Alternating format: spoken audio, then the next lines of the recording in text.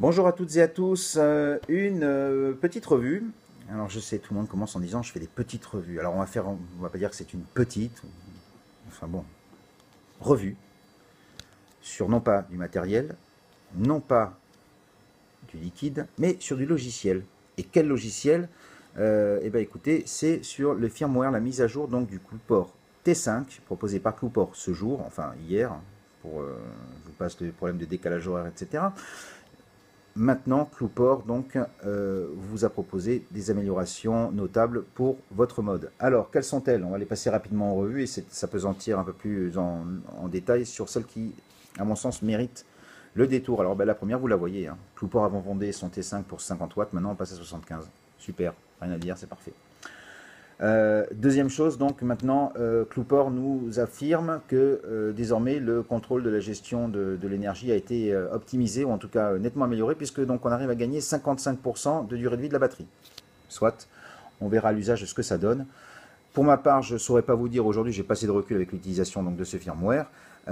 Toujours est-il que je ne vois pas pourquoi il s'amuserait à balancer une info comme ça si jamais elle n'est pas avérée. Alors 55%, 50%. En tout cas, ce qui est certain, c'est que pour les gens qui ont vapé depuis de longues journées avec leur T5, ils devraient, avec batterie égale, observer donc une nette amélioration.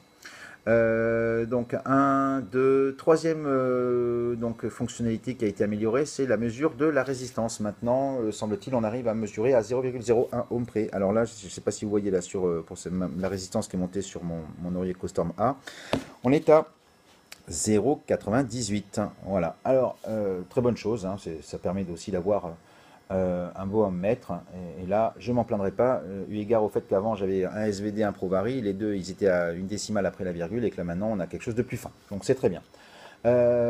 Quatrième fonctionnalité avancée par Cloudport, c'est donc la possibilité d'avoir l'heure. Super. Bon, ça, vu l'électronique qui est embarquée dedans, à la limite, ça me paraît un moindre mal que d'avoir l'heure. Si des gens maintenant veulent lâcher téléphone, horloge, enfin téléphone, montre, etc., et se servir de leur Cloudport pour l'heure, c'est très bien. Bon, en tout cas, ils le proposent. Après, chacun en fera ce qu'il en veut. Voilà, alors ça, c'est les fonctionnalités globales et générales qui sont proposées. Il faut savoir que Cloudport a sorti 4 versions donc, de sa ROM 1.5 à destination du T5. Les 4 versions sont disponibles donc, sur son site web, cloudport.com. Et alors, vous me direz pourquoi 4? Mais écoutez, en fait, ça se décompose en deux familles principalement. Il y a les familles avec ou sans donc le passe-roue. Alors le passe-roue, c'est cette possibilité de vaper en connectant sur le port USB. C'est-à-dire qu'en même temps que vous vapez, la batterie se recharge. Voilà, donc ils ont fait ça. Et puis après, à l'intérieur de chaque famille, donc avec ou sans passe-roue, on a mesure en degrés Celsius ou degrés en mesure Fahrenheit. Alors le coût de Celsius Fahrenheit, je n'ai pas compris, parce que bon, enfin, tant qu'à faire, autant faire le réglage dans le firmware, ou en tout cas par le biais du logiciel, dont je vous reparlerai un petit peu plus tard. Je n'ai pas compris pourquoi, donc voilà. Ça fait la prolifération de versions de ROM, c'est pas nécessairement bon signe, quoi, parce que les gens vont se mélanger les pinceaux, c'est pas, voilà. À mon avis, ça relève plus du réglage que du fait de proposer une mise à jour supplémentaire, ou différente en tout cas, pour son mode. Voilà. Donc, vous avez compris, je récapitule. 1, donc 75 watts. 2, donc meilleure gestion d'énergie. 3, amélioration de la lecture de la résistance. 4, la fonction heure. 5, donc la fonction maintenant pass-through que vous pourrez donc activer en choisissant le bon firmware, en tout cas les firmware ad hoc. Je rajouterai encore donc une fonctionnalité supplémentaire qui n'est pas listée volontairement qui n'est pas listée par Cloudport, c'est le fait qu'on puisse passer en voltage variable. Là aujourd'hui ce mode ne fait que moduler par le biais de ces deux boutons donc la puissance nominale qui délivrait la résistance. Là maintenant vous allez passer en mode voltage variable. Alors comment on fait? C'est par le biais du logiciel, donc ça j'en parlerai un petit peu plus tard, le logiciel sur le PC.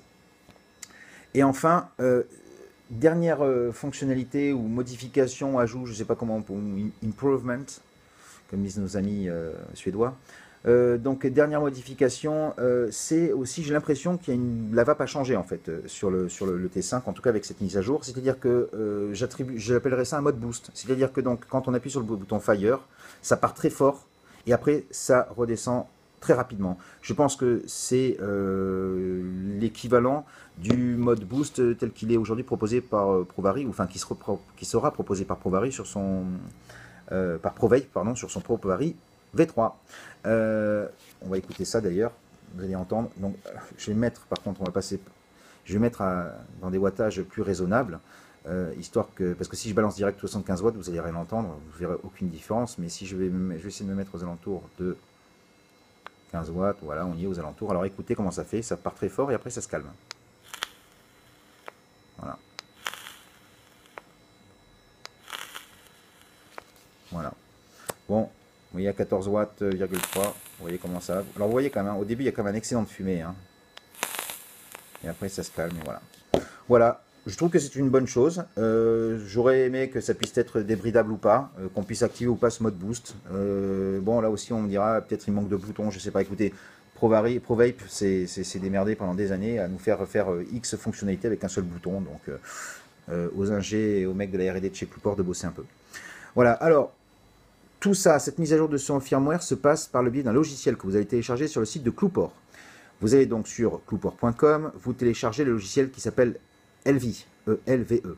Ce logiciel donc tourne sous Windows, vous l'installez, il vous demande de connecter par le biais donc, du port USB et du câble micro USB qui est livré donc, avec le T5.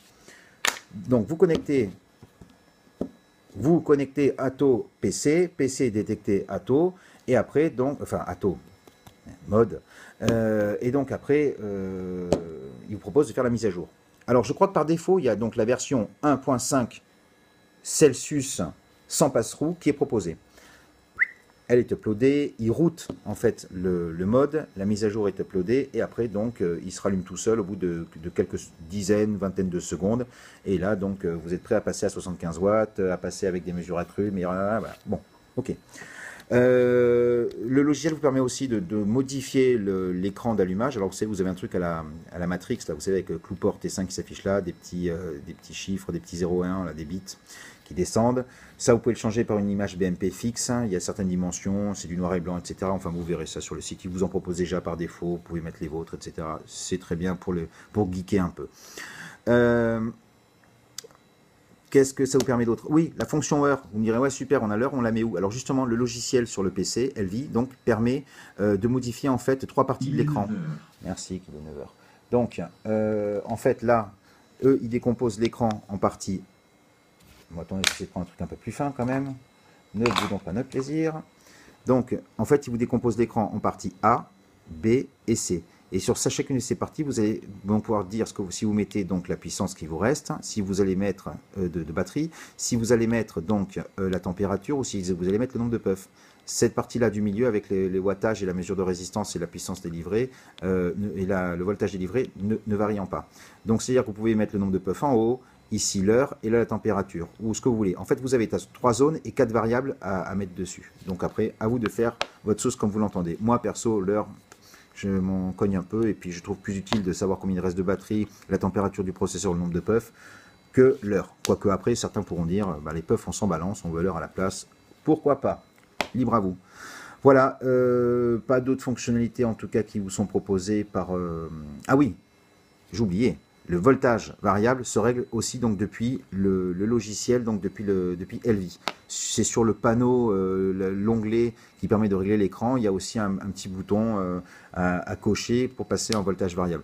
Là aussi, donc bon, enfin, j'en reviens à ce que je disais tout à l'heure. Hein. Tant pour la partie passe-roue, je ne comprends pas qu'ils vous proposent un firmware avec ou sans le passe-roue. Je trouve qu'ils devraient le mettre d'emblée et de base pour tout le monde. Les réglages Celsius ou Fahrenheit pour la mesure de la température du mode, là aussi, je trouve que ça devrait pouvoir se régler par le biais des boutons et sans nécessité de faire un firmware spécifique. Voilà, l'heure aussi, je trouve que c'est un peu dommage qu'on puisse pas le régler directement, l'affichage. Bon, je peux comprendre à la limite que ça serait une vraie galère avec 3 boutons de régler où ça s'affiche, etc. Mais bon, enfin, je pense qu'il y a de la place sur l'écran, on pourrait pousser un petit peu les choses. Bon, on me dira après ça le rendrait peut-être moins lisible, je sais pas. Enfin bon, ils ont fait des choix, ça plaira pas, à vous de décider. Dernière chose à vous préciser quand même, il y a eu un certain nombre de retours négatifs, et oui, il en faut, sur la mise à jour de ce mode. Alors écoutez, sur les forums, les forums de Clouport, donc à l'adresse forum.clouport.com, ben, sitôt la mise à jour sortie, il y a eu des loupés. Alors il y a des gens, paraît-il, à leur dire, qui ont cramé l'électronique, le mode il réagit plus du tout, d'autres ils chauffent excessivement, encore d'autres qui sont bloqués à certaines puissances, du genre ils sont bloqués à 10 ou à 7 watts. Enfin bon voilà, moi personnellement j'ai pas eu de problème. La seule chose par contre que j'ai noté par rapport au comportement du mode, hormis les fonctionnalités qui ont été ajoutées, c'est que je trouve qu'il chauffe un peu plus. Alors je veux bien comprendre qu'il puisse chauffer un peu plus, quoique, moi je ne vais pas à 75 watts, j'ai vapé hier une bonne partie de la soirée à 30 watts, avant la mise à jour, c'était tout à fait raisonnable, il était tiède dans ma main le mode, et quand j'ai fait la mise à jour, après j'ai trouvé qu'il commençait à chauffer, toujours en étant à 30 watts, donc bon, je sais pas, peut-être que la mise à jour aussi agit sur la fréquence de la cadence du processeur. Enfin bon, il doit certainement y avoir des raisons pour cette chauffe. En tout cas, ce qui est certain, c'est que cette surchauffe a été amenée donc par une upgrade logicielle. J'espère qu'elle le sera corrigée aussi pareil. Je vois pas pourquoi maintenant il faudrait peut-être changer des composants à l'intérieur. Enfin bon voilà. Donc à Clouport de rectifier le tir rapido ça parce que ça barde en ce moment sur leur forum. Les gens comprennent pas qu'ils communiquent pas dessus et donc ils ont tout intérêt à rectifier le tir rapidement. Je ne saurais trop vous conseiller, dans un premier temps, d'attendre, à moins que vous vouliez essuyer les plâtres, et éventuellement payer les pots cassés de cette initiative de faire la mise à jour. En tout cas, aujourd'hui, sachez qu'elle existe. Sachez, vous avez vu un petit peu, on a fait le tour des fonctionnalités qu'elle vous propose. Je trouve que c'est pas mal.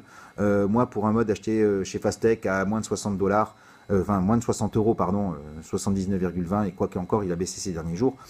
Franchement, rien à dire. Quand je vois le prix que j'ai mis dans mon Provari d'occasion, dans mon Provari mini d'occasion, ou le prix que j'ai payé mon SVD à l'époque, lui aussi d'occasion, je les ai tous les deux payés plus cher que ça, et ça envoie du pâté. Juste pour la petite démo, je ne vais pas vous tirer des barres, il y en a qui font ça bien mieux que moi sur leur revue. Mais voyez un peu ce que ça donne donc à 75 watts. Ah bah non, attendez, c'est le bouton faillure est sur le côté. Voilà, j'ai de quoi enfumer. J'ai quoi enfumer donc chez moi à loisir. D'ailleurs, hier, ma femme, pour la première fois depuis donc plus d'1 an et demi que je vape, elle m'a dit tu vas aller vaper sur le balcon. Voilà, c'est vous dire donc que ça envoie du pâté. Voilà, messieurs, dames, je vous souhaite une excellente journée. Je vous remercie de m'avoir suivi pour cette première revue, qui, je l'espère, n'aura pas été trop pénible à regarder. Excusez-moi, c'est un début. Hein. Aujourd'hui, ça se filme à l'iPhone et avec une tête coupée. Mais ça, la tête coupée, c'est volontaire. Ce sera la marque de fabrique. Il y en a certains qui vous disent bisous les petits clous, bonne vape à tous, ou que sais-je. Ben moi, vous ne verrez pas ma trogne. Voilà, c'est tout. Sur ce, je vous souhaite une bonne journée, bonne vape à tous. Et la revoyure.